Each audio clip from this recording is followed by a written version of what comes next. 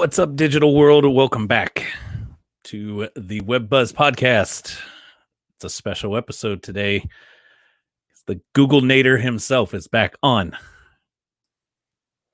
the continental 48. I almost said U.S. soil, but you were on U.S. soil last week. You just are out on another island still, but officially back here, continental 48. How's it feeling? Oh, it's feeling good, man. I don't want to say overwhelming, but it's kind of nice. I mean, we've been it's only been a couple days, right? But yep. We've been really happy with the time zones that we're a little closer to time zones. We're able to do and have conversations and get stuff done a lot easier. But no, I'm excited, man. I'm back in the States and excited to get going. Yeah, don't if you guys are watching this one, whether you're watching live or watching the episode on YouTube later on, don't get too used to that background. That is not his office. If it was, I'd be looking for another one too, to have more windows as well. I know everybody's been jealous about it, but it is great to have you back. It's great to see you, in the new home, in the new environment, and kind of the next chapter. Absolutely. Not just TRC, but the next chapter for you and the wife and the kids. So yeah, no, we're very excited. I mean, as you said, man, I am sitting in an empty house. It's kind of nice being very minimal stuff around, right? You can see that whole thing in about a week. It'll be full of furniture. All their stuff is coming in. But other than that, I'm trying to enjoy the windows. It's kind of awesome to have all those windows, all the sunlight in here. So we are good. Awesome. Well, we are kicking it off today with a really important topic. If you guys have been following the show for any length of time, or even if you're new to the show here, today's topic is probably an area I think a lot of people overlook. They don't see it as important when it comes to showing up online and really getting online organic rankings, and that is the importance of local level SEO. Now, that's probably a mouthful, and half of us out there, including myself, probably are sitting there going, what the heck is local level SEO? What do we mean by that? Don't worry. Google Nader himself is going to help us unpack that today and get into it and get you some kind of quick steps that you guys can take on it. But before we dive into that, maybe hit first, Roger, a little bit on what it is about local level SEO. Why is it so important? Why is this something, especially small service-based businesses, real estate being the niche that we like to focus a lot on with our clients? Why is it so important for them to be focusing at that local level? Yeah, absolutely. So this is actually to your point, Sean, just going back is an area that gets missed and left behind majority of the time. And I think it's more the education around it, right? There's not a lot of stuff out there in regards to kind of educating an actual starting entrepreneur to get into this portion. Some of the first things that we look at if we want to get into digital marketing is getting a website or getting something up. But then once you have that up, then what do, right? A lot of people think that just because you have a website on the internet, it's going to bring leads. And that's not the way it works. There's more to it. That's step one, but there's actually more. And that's when we get into local SEO. So the first question we want to hit is going to be, what the heck is local SEO? So if you're not familiar with what SEO is, SEO stands for search engine optimization. Okay, so today we're talking about local search engine optimization and what it is. So what it is for local is basically being able to appear, basically your brand or your website appear on local searches. So when we talk about local searches, we're talking about keywords, right? So when I'm sitting here and, for example, I'll just be broad here, but I'm in, say Baltimore, right? Baltimore, Maryland. So if I was looking for a real estate agent in Baltimore, Maryland, I would probably type in real estate agent near me, real estate agent Baltimore, Maryland, real estate agent Baltimore real estate agents, best Baltimore real estate agent. Just, you guys get the picture where I'm going with that. So if you have a website and you're a real estate agent, but yet you have none of these keywords anywhere on your website, then Google doesn't know that you are trying to rank for those type of search results, right? So that's one of the things that's very important that people don't understand is when you add these particular keywords to your online presence, your website, being very particular there, then Google knows where it's supposed to search it, and that gives you an opportunity to rank for those local keywords. So that's the website portion of it. There's a bigger portion, I think, that kind of, and I don't want to call it bigger, it's maybe just as important, but it's called a GMB, which stands for Google My Business. And this is a major part of local SEO. And this is, if you ever done a search, and if I invite you to go do a search, a local search, something, a restaurant near me or whatever you're looking for, but I want you to do that search on Google, and what you're going to get is a result. And pretty much this is basically the layout that Google's going to give you.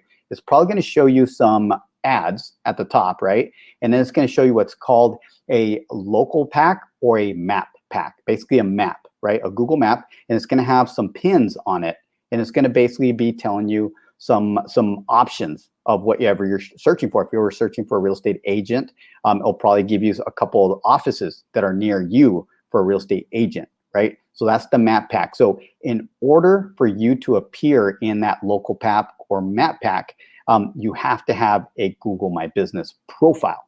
So go, once again, this is all about kind of a broad conversation to get you guys going. But if you don't have one of those and you're a local business, right? You're not doing, you're not a national brand, you're more of a local brand, you definitely want to go check out first to make sure you have a Google My Business. And then later on here on the podcast, we're going to talk about how to improve it.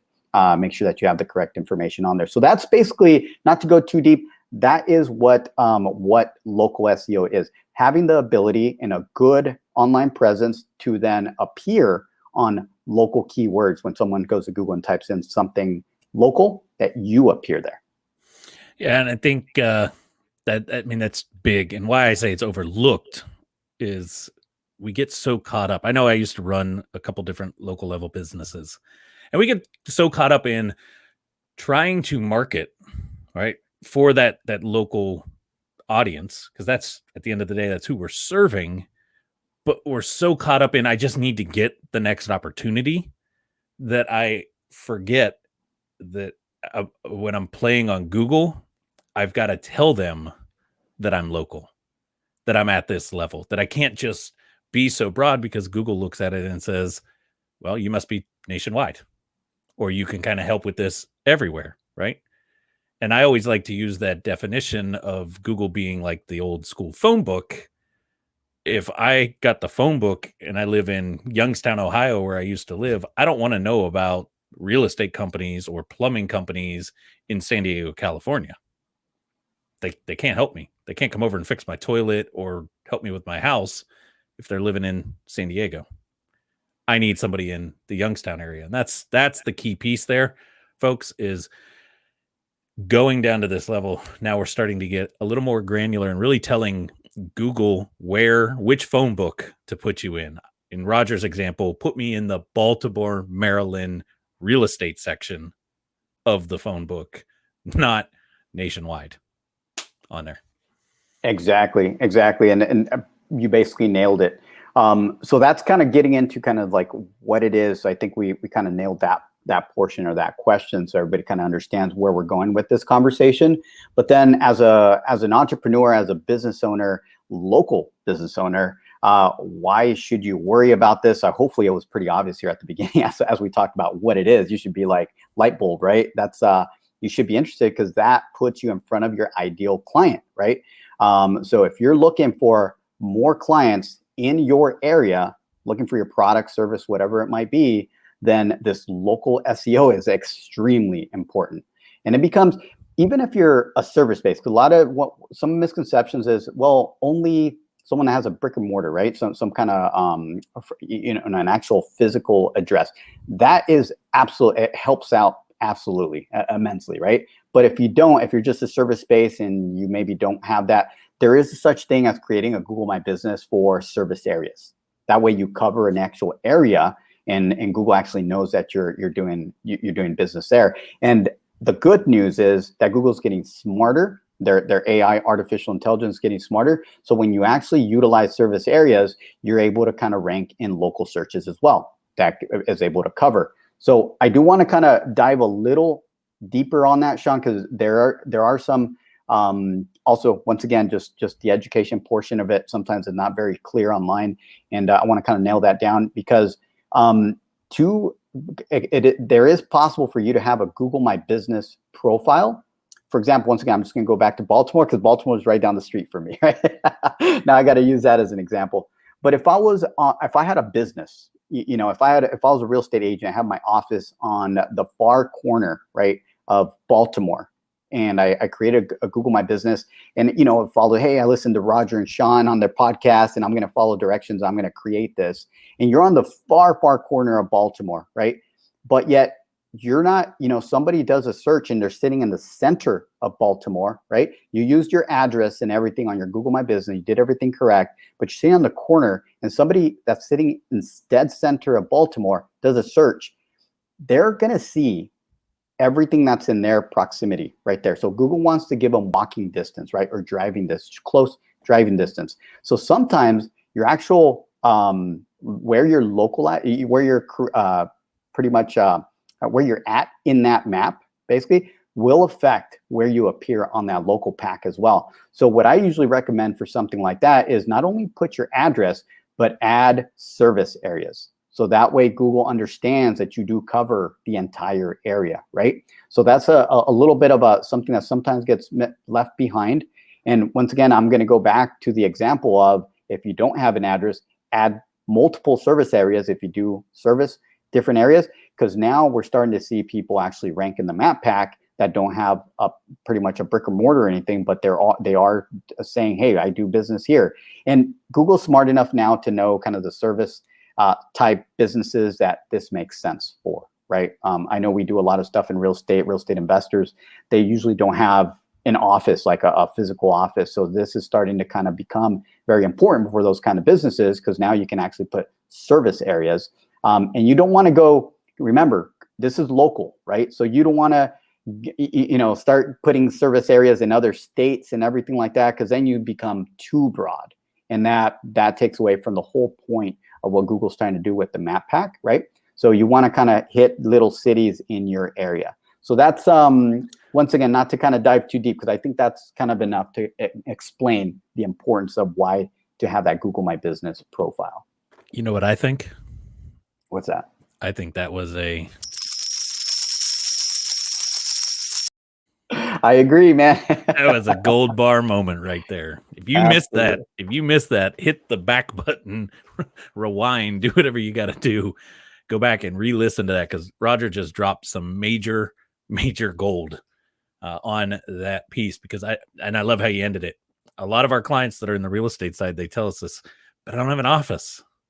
Doesn't matter. Capitalize on it still, leveraging the technique Roger just laid out right there. So to shift us gears here a little bit, let's talk a couple quick things. I know you got a few things written down. Sure. Around this concept of local level. What do we need to do? What do we need to focus on? What is some quick stuff that, if I was just getting my business up and running here and I want to put a little focus on it, what's something I can execute on in the coming weeks?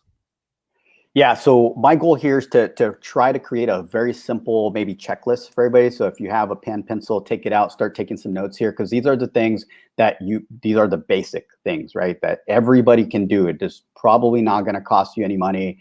So hopefully kind of this helps out. So number one, let's talk a little more about Google My Business, because a Google My Business profile is, like I said, just as important as your website in local SEO, okay? So what I want to do is dive a little deeper in Google My Business profile and tell you a couple things to look for if you do have one. And if you don't, then when you create it, make sure you have these things correct. So number one, your business information. I don't know how many times I look at a Google My Business profile and the business information is outdated, right? So I want you guys to go check that out. If you do have one, make sure it's correct. And if everything's correct, you're good to go in that portion. If you don't, then put it in as you're creating your Google My Business. But the most important data that's on that profile, we call it a NAP, okay? And that stands for name, address, phone, okay, of the business. So make sure that the name of the business is correct on your profile, the address is correct, and the phone number is correct. And you'll know why here in a bit as I go down the list, because this is going to affect some of these other items I'm going to give you. So the other thing I'm going to give you as a pro tip here within the Google My Business, once you have it set up, is your reviews. So let me give you a couple tips on your reviews for Google My Business. So reviews is what's going to drive the authority of that Google My Business profile. And the reason for that is it's a profile that's giving information about your business. And when you add reviews, basically when someone reviews your business and gives you a good review, that's telling Google that, number one, you exist, right? You're still in business. Number two, that you're providing a good service. Okay, so that's extremely important. Now, there is a difference here between someone leaving a review that says, hey, Roger and Sean are great, I recommend them, opposed to, hey, I work with Sean and Roger, they helped me rank my website on #1 position in Google, they're great at SEO, they created a great website for us, I'm really happy, I'd highly recommend them. They actually named our service. So if you have an opportunity, because a lot of people will say, absolutely, I'll give you guys a review, what should I say? Feel free to let them know, hey, all you have to do is say we did a good job, and put in your review what we did for you, right? For real estate investors, it's simple. If you help someone through a foreclosure, someone can say, hey, I was in a little bit of a bind. This company helped me, they bought my house and I saved myself from going into foreclosure. I would highly recommend somebody in that situation. You name what they do, right? Same thing with divorce and everything else, all the other topics there. So those are good. Another pro tip within Google My Business that's very simple is posts. So the Google My Business profile allows you to add short-lived posts. I believe right now we're up to about 7 days that they're short-lived. They're almost like a blog that lives within your profile. Once again, a lot of people don't do it. Why? Because they're short-lived. They're like, why should I do it if it's going to disappear in a couple days, right? Why is this? Again, you're basically letting Google know that you exist, that you're still in business. And what those posts are meant to do is almost like a newspaper, right? You're letting people know what's happening in your business. You're giving some tips, some advice, and that's what Google has that there for. Okay. So one of the things that I can tell you, if you write blogs on your website, you can always put a short little snippet about the blog and a link back to the blog.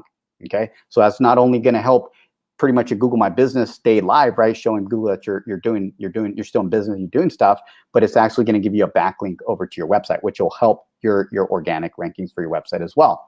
Okay. The other one that works very well, when you get a review on your Google My Business profile, you should actually take that review. You should write, hey, we're super excited that we got this review. Here's what it is, and just put it on there. Gives you an excuse to put up a post. Once again, all it's doing is pinging Google, letting them know that you exist. Easy wins there, guys. There's so much more that you can do. So I just gave you 2 there that you can run with, and it makes it really easy for you to implement. Okay.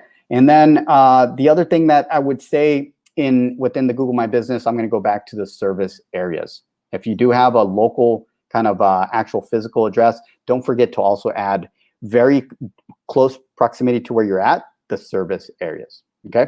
So that's basically where I want to go. I'm going to let you, Sean, do you have anything on Google My Business? Because that's as far as I kind of want to take it, unless you have anything else on that portion. I don't have anything else, but I am going to reiterate something. Number one, if you guys are following us live right now, feel free to check the comment section. I've been trying to throw each of these steps in there, but we'll also link this up in the show notes when we put this out there. So if you're listening later on it, just go to the show notes. You'll see some of this information in there. But the one I wanted to reiterate on is the review one and the post one, those two. I highly encourage, I actually told this to some of our clients not too long ago. I think a great idea would be to implement something, especially those of you that are service-based. I'm going to speak service-based because that's typically who we work with anyway. Whether you're a real estate agent, investor, you're providing a service to somebody, or you're a plumber, painter, contractor, something like that, you do work, and then you typically show that work or have the approval of the person you did the work. Have a business card with a QR code on it that takes them, when they scan it, would take them to your Google My Business page, the reviews piece where they could leave a review. And there's an easy way to get this link. You just go into your Google My Business manager and grab the link that you would share to somebody to say, hey, leave a review, create a QR code that they could scan it and go there and give that card to them and say, if you had a really great time with us, we would absolutely love it if you left us a review. All you got to do is scan right here and fill it out and put it there. Easy way for you to get some reviews going to it. The other side of it is posts. Even I laughed when you said people tell you Well, why am I going to do it? It's short lived. So is freaking Instagram stories. So is Facebook stories. So is all this other pointless BS that I see all over social media. It's temporary, but you're doing it every single day, once a week.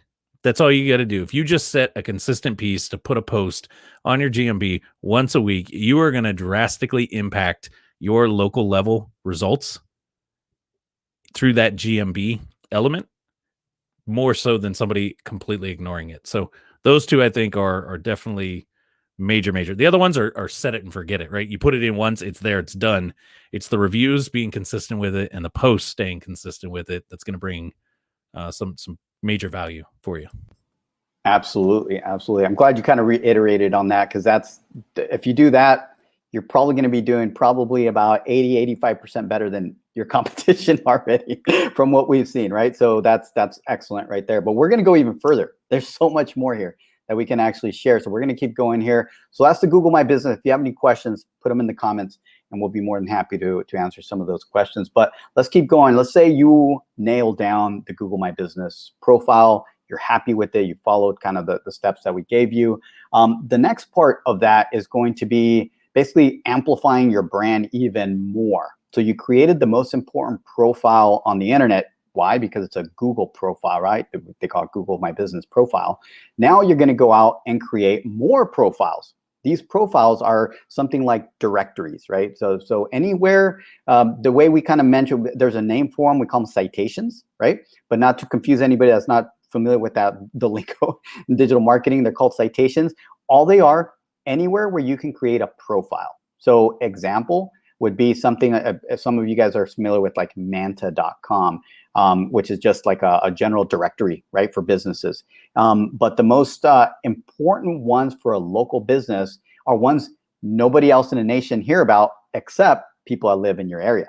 So these are ones I can't even name because I don't know what area you're in. So what I would recommend is that you go and do a Google search of local directories in, for me, I would say Baltimore, right? Because I'm using Baltimore as an example. And then I will probably get a list of directories, business directories that are available. And me as a business owner, I should make a list of that and make it a priority or a goal to go and create a profile on each one of those directories. Now, it's not all about just going very quickly and creating this and calling it a day. You have to have the correct information on there. So what is the correct information? Is the same information that's on your Google My Business should be on all these directories. So consistency in this task is key. If you're not consistent, then what happens is it's not going to have a negative effect on your online presence. It's just not going to have a positive effect on your online presence. What I mean by that is if you stay consistent, you will move the needle with your online authority, which affects your rankings and everything else, okay? So that's what I mean by it. If you do it wrong, nothing's going to happen. So you're going to stay down with everybody else, right? So it's like a win-win, right? Exactly. I could screw up and still win. Exactly. I like that. So one of the things that I'm going to point out, it's obvious, but not obvious, right? Is on these profiles, why we create them is I named out that one of the important things, the NAP, right? The name, address, phone number, but even more important is the link to your website. So each one of these profiles will allow you to put the URL, right? Your domain name, to point back to your website. So this helps out not only your amplification of your brand online, but also helps out your website. We haven't even gotten to the website yet, but there are some things why you're doing all this work affects your website rankings as well, and you'll see why in a minute. But citations. So I want you guys to go do a Google search, local directories in, for me, Baltimore. For you, whatever your city is, right? So you're going to look that up, try to make a list. If you're in a small kind of area, rural area, then if you're not getting a lot of results, try to do that same search for the nearest metropolitan area, right? Nearest largest city. And then you'll eventually get something. Don't just keep going till you get something. And it's okay. Even if some of you guys are in very rural areas, you're just going to have to go to the biggest city near you, right? And it could be 100 miles away. It doesn't matter as long as you're within that area. We're looking for, this is an SEO play, right? So we're looking to find ways to add authority to your brand. So then Google sees it and then starts moving the needle in your rankings, okay? So that's a big one for citations. So, between Google My Business and directories out there, you're now telling Google you exist. You're amplifying your brand online, and this is going to be very good for your rankings. All right, so we'll keep moving here. The next one is very close to citations. It's even considered a citation as well, but I put it separate because I want to kind of mention the separation and the difference between these are social profiles. That's an easy win. Most of us already have Facebook, Instagram, stuff like that. You're familiar with these platforms, but if you don't have one for your business, then you need to create one for your business, okay? So it's twofold here. You can go and create this profile, Facebook, Instagram. I can go on and on. So as many as you want to create, doesn't matter. They're almost like the citations. They're a profile. They exist.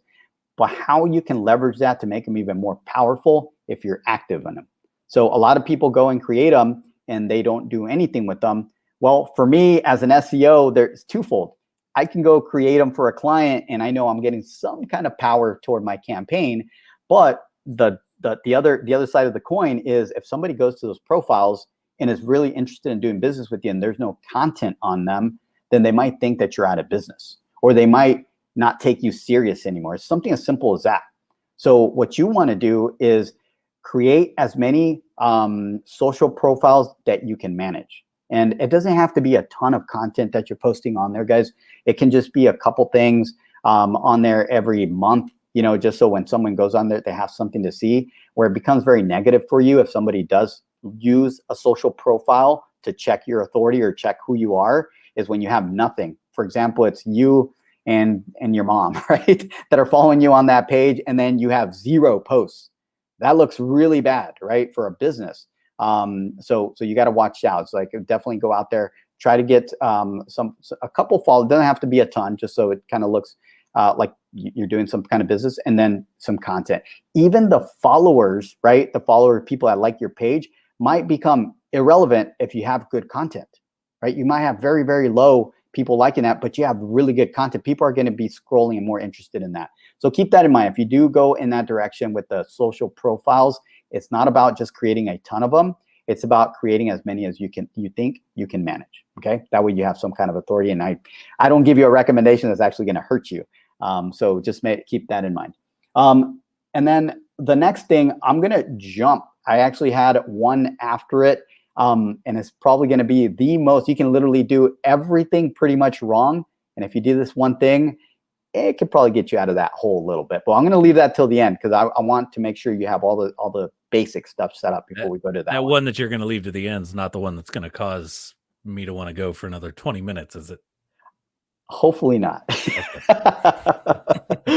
But so the next one I'm going to move to, and this is kind of a bundle because it depends what kind of business you're in, right? So it's more, so say Sean and I, you know, we are real estate investors, right? We're real estate investors, and we have our homepage. We have good content on our homepage, and we say, hey, we buy houses for cash, and we'll do all this stuff. And we got really good content on the website, and the homepage I like to dedicate for building the brand name, right? So it's like Sean and Rogers, you know, buy houses, whatever. And we consistently use that numerous times on the homepage, obviously, and where it looks natural. But the next thing would be our main goal is to make sure that people know that we buy houses in certain areas. So what we're going to do, we're going to create what's called city pages, right? So if we're doing that in the area where I'm in, then I would create a page for, you know, an interior page, a very dedicated page for we buy houses in Baltimore. We buy houses in Silver Spring. We buy houses in Bethesda. We buy houses in, you know, I can go on and on, right? As many areas as you think you can do business in, right? Because what's going to happen is somebody's going to go into Google and is going to type in, I need to sell my house for cash tomorrow in Baltimore. And we're hoping that we pop up there. And the only way we're going to do that and really not manipulate, but have a better conversation with Google so Google knows that, hey, we're trying to rank for buying houses for cash. But not only that, we want to make sure that people know that we buy houses in Baltimore. So those pages become very important. So city pages, guys, if you don't have very specific city pages, also known as location pages, those are very important. Now, if you're in a different industry, let's just say, I don't know, plumbers, some kind of service industry, Then something besides city pages that might be important for you guys would be service pages, right? So think of the most important services you offer and append a location to it, right?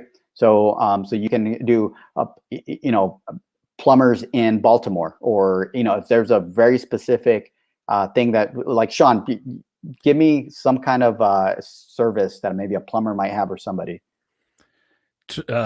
Toilet repair, or hot water tank installs in blah blah blah city. Yeah, right? clog sinks. Drain cleaning, Drain cleaning. Yeah. drain punching is a service. Now you're speaking, in whatever city.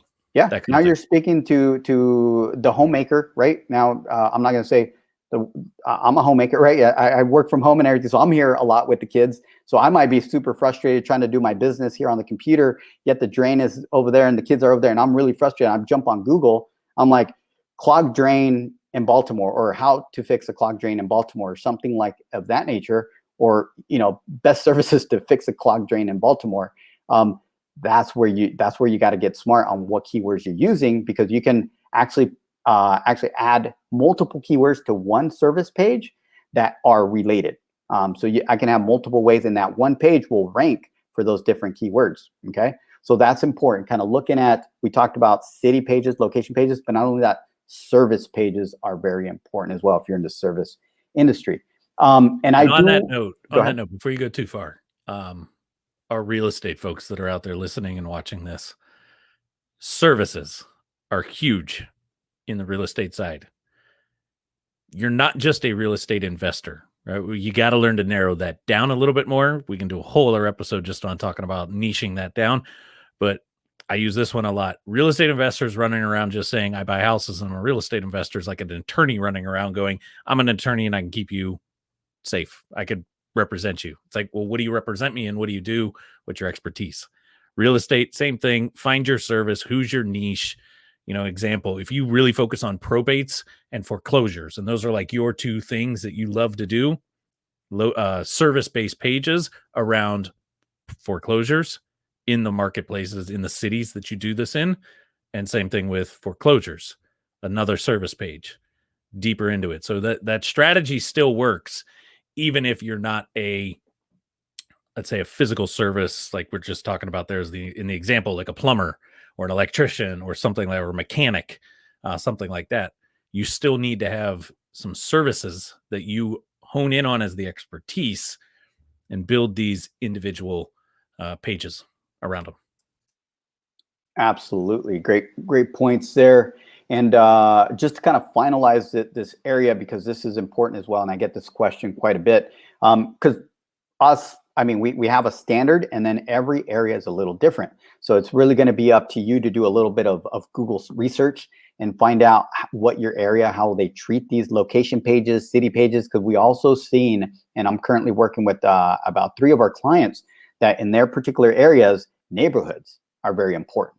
So then we can even go in as granular as neighborhoods and create neighborhood pages, right? So not only do you have all these, so it all depends on your area, guys. And I don't want to come off as saying, hey, you need all of this for your website. It's going to take a little bit of research, and that's basically what Sean and I spend. That's what I call consulting, right? We consult around this, we do the research, and we make sure that we kind of nail down what pages you need. For you guys, it's very simple. You guys can do the research yourself as well. Just go to Google, do a couple searches on your service, append the location, and see the results. What's there, and what you're going to do, you're going to learn what Google is awarding, right, for that particular keyword. Go look at those pages, read them, look at how they named them, and then you can create your pages very similar to that. And all you're trying to do is create a better page, right? And when I say better, that's an easy way to say it, but you can literally easily make a better page by looking at a page, right? A web page, and then looking at, if there's just a bunch of content on there, probably great content. What you can do is also create good content, but add a video, add a few pictures, add something more for the user to stay on your page longer, right? And that's what Google's looking for, is good content that the visitor will stick to and like and can use, right? And video right now and pictures are huge, because not only are you adding some good content for them to read, but some items that they can visually appreciate and use to make decisions to either do business with you or not, right? So those are the portions, probably some of the on-page things that you can be looking at that you can do tomorrow, right? Take action right away, or at least do an audit and see if you have them or not, and then talk to your web developer to help you implement these items. So, and then the final thing, right? There's still a bonus, so stick around. But the final thing around our normal list here is going to the web vitals. So you could do all this stuff for your website, right? We talked about Google My Business, but that's a whole animal on its own. You can nail that down. But these pages that we're doing and all this good content we're talking about, you can do all that correctly and have bad website vitals. And what I talk about, you have bad hosting, you have broken links on your website, you have all this stuff, you overly did it on the back end with plugins. That's making your website load slow. Another thing is you could have made a mistake of using Wix. Just kidding. Something like that, or any other platform. But something that's going to really hold you back, that's really not allowing Google to really scan your website correctly, understand it, realize that it's on a good, it's loading very fast on good hosting. It's easily able to read the code, right? If it has a lot of junk code that's not done correctly, it's really hard for Google, because Google follows links and it looks at the code and needs clean code to kind of quickly go through it. Believe it or not, Google has a budget per website.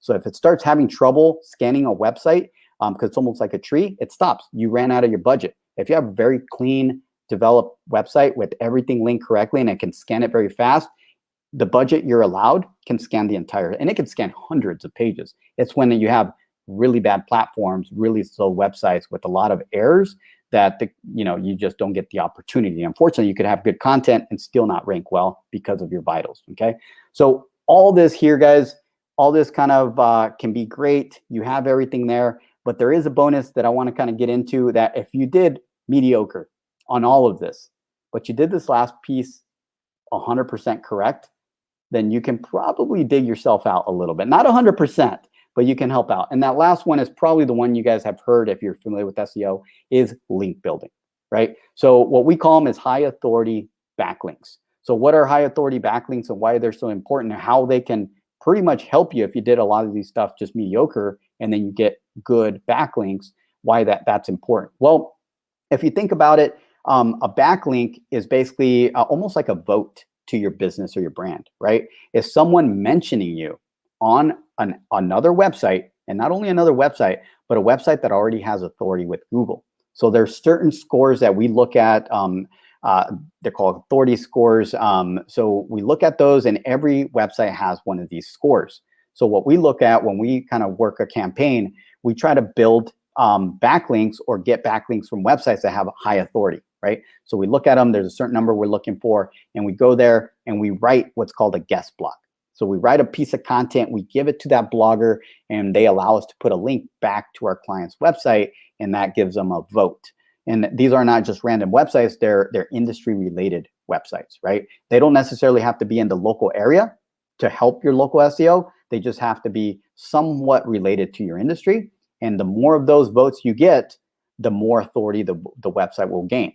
So that's probably the one task, or the one pretty much item on this list that can essentially kind of help you move that needle if you get enough of these high authority links. Now, one thing that I've had clients kind of try to cheat on this one is they're like, all right, cool, I'm just going to go and get a bunch of these backlinks from random websites that have low authority, or they go and create fake websites.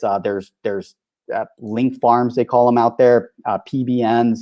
These are all fake websites that Google knows about, by the way.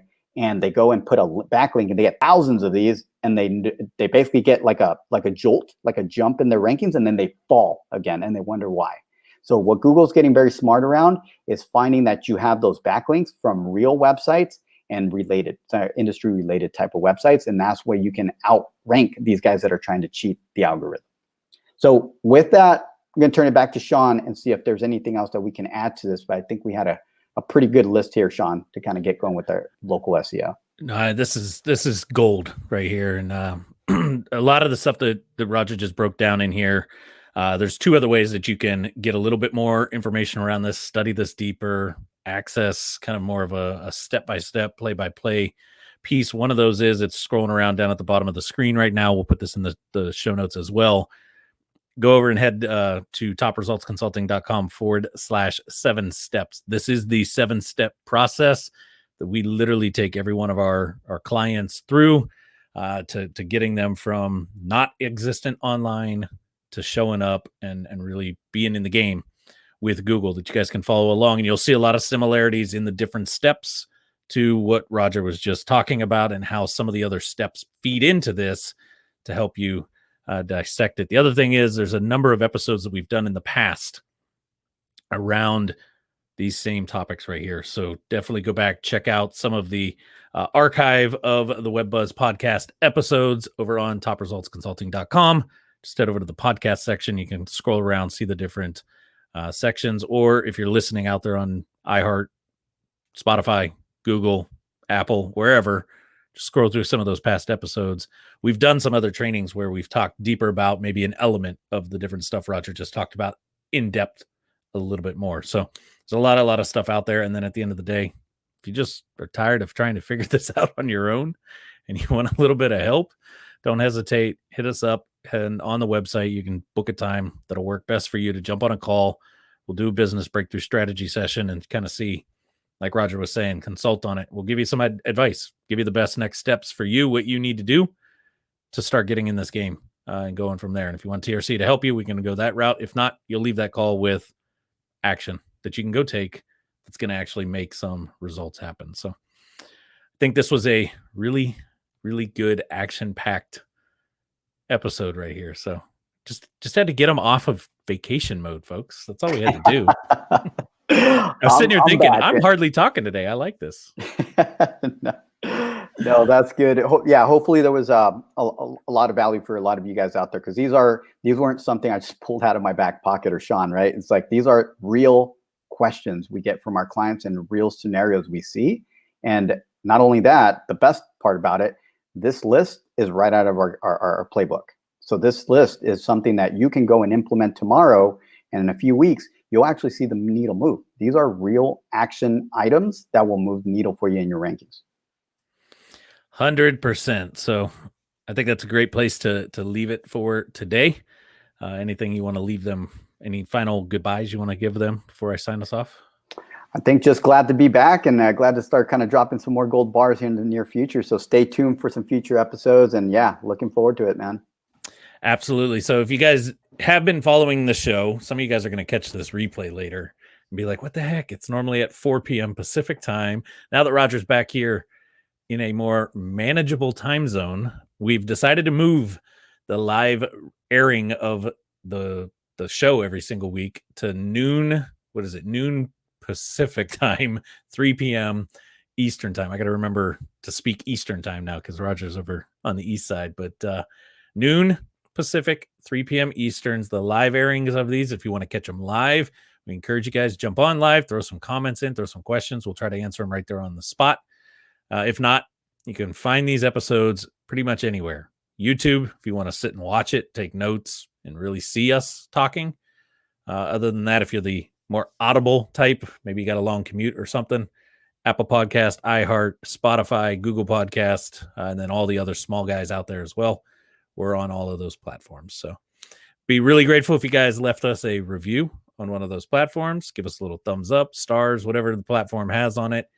Just kind of helps us out as well, get this message out to more so that we can help more small businesses like you guys. So that being said, hope you have a wonderful rest of your week. We'll see you guys back here for another episode of the WebBuzz podcast next Wednesday. And as I say every single week, here's to your success.